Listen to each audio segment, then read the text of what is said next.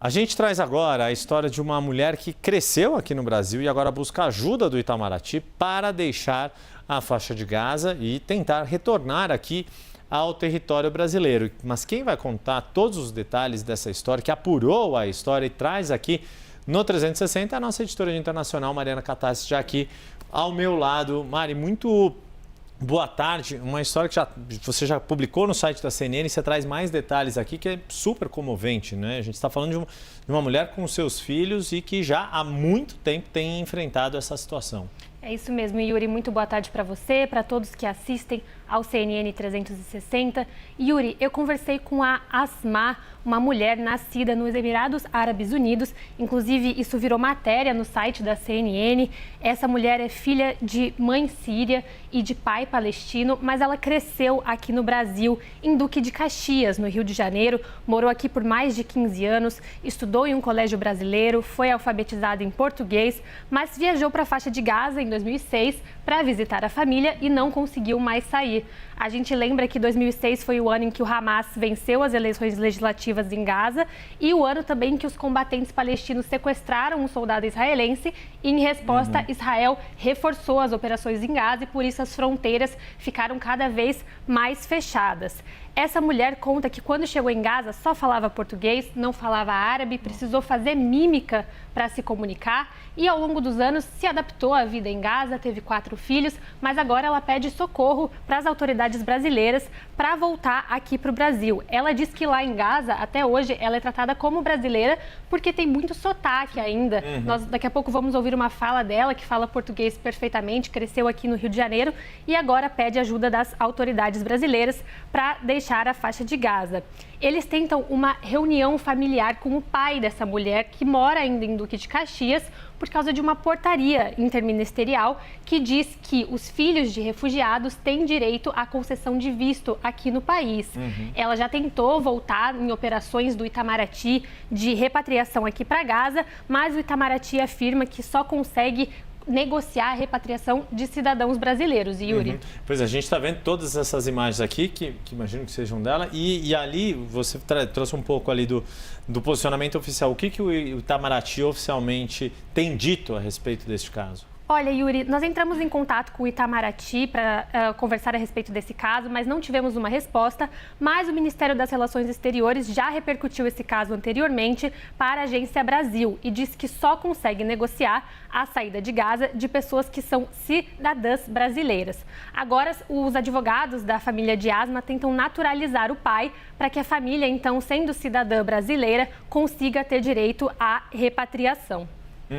Pois é, então quer dizer, o pai que está morando aqui em Duque de Caxias, região ali da Baixada Fluminense, precisa ser primeiro naturalizado para daí se conseguir isso. E esses advogados também dizem, como você falou, né, que a partir desse momento é que poderia ter este dispositivo de reunir, de voltar a ter o pai poder receber a sua filha como, mesmo não sendo cidadã brasileira, mas ele passando a ser cidadão brasileiro, aí sim poderia se ter esse processo de repatriação, é isso? Justamente, essa cidadania brasileira é uma das alternativas, mas eles também dizem que há uma portaria, e isso foi checado aqui pela nossa equipe da CNN, a lei brasileira de fato prevê que filhos de refugiados aqui no Brasil, pessoas que têm residência permanente, que é o caso do pai, têm direito a um visto de reunião familiar. E é com base nessa portaria que os advogados tentam argumentar para retirar a família de Asma de Gaza. E é importante ressaltar, Yuri, que até hoje de manhã o CONARE, o Comitê Nacional de Refugiados, não havia emitido ainda um documento que reconhecesse o pai de Asma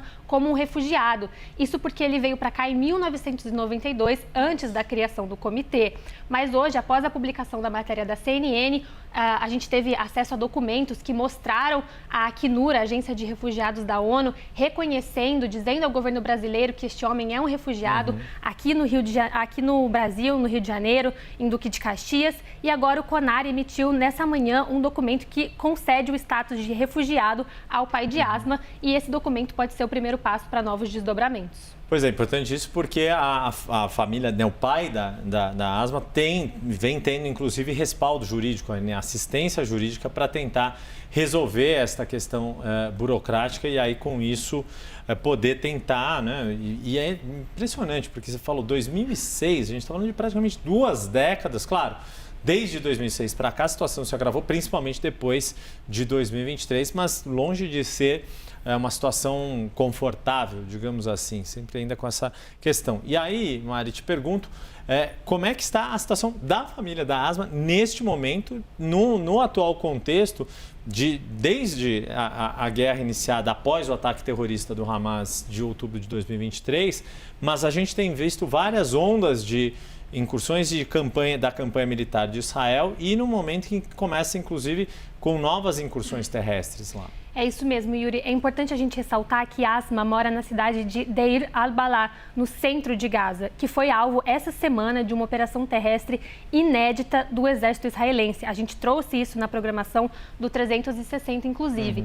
Isso porque as forças de defesa de Israel acreditam que o Hamas pode estar escondendo o restante dos reféns nessa região. Então, agora a família de Asma passa por ainda mais dificuldades diante desses novos desdobramentos. Ela relata que falta água, falta comida, falta tratamento médico para a família dela, que tem várias pessoas doentes, e relata também o apelo dela para as autoridades brasileiras, e ela reforça muitas vezes, independentemente de posições ideológicas ou partidárias, para que ajudem a família com essa logística. Os advogados do caso disseram, inclusive, Ludmila Rocha, a advogada que acompanha esse caso e que é membro da Comissão de Direito Internacional da OAB no Rio de Janeiro, disse que a família está disposta a arcar com os custos da viagem de volta da Cisjordânia, se eles conseguirem sair de Gaza de volta para o Brasil, mas precisam muito da ajuda das autoridades brasileiras para negociações logísticas mesmo.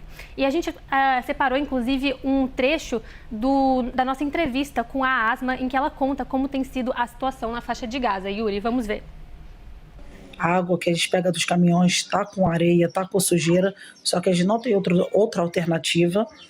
E eu tô com problemas de saúde, meu filho também tá cheio de bolinha no corpo por causa do calor que tem, não tem ventilador, nem ar-condicionado, nem nada, fora a falta de estudos. Tem 12 anos, a gente não tá fazendo nada, tá totalmente parando, só esperando a morte. Eu tô implorando para qualquer pessoa, para qualquer governante do Brasil, seja de qualquer partido da política, que possa me ajudar. Porque eu estou pedindo como um ser humano, como uma mãe de 4 filhos, querendo salvar a vida deles. E como meu pai também está precisando muito, eu descobri que ele está muito pior do que antes e ele precisa dos filhos dele do lado dele. Eu acho que eu tenho esse direito. Nossa, não, impressionante o drama. E como você disse, né, Mariana, se a gente ignorar todo o contexto que você nos contou e só ouvir a voz da Asma, ela estaria falando aqui no Rio de Janeiro, inclusive com um sotaque típico ali dos nascidos ali no Rio de Janeiro e, enfim, mãe de 4 filhos e ali também com essa situação, porque, obviamente, o pai dela também já deve ter alguma idade aí. Tomara que a gente consiga também, junto com a apuração e as informações da Mariana Catassi, contar uma história, um final feliz para essa história. Mariana, obrigado aí, parabéns pela reportagem, obrigado pela participação aqui no 360.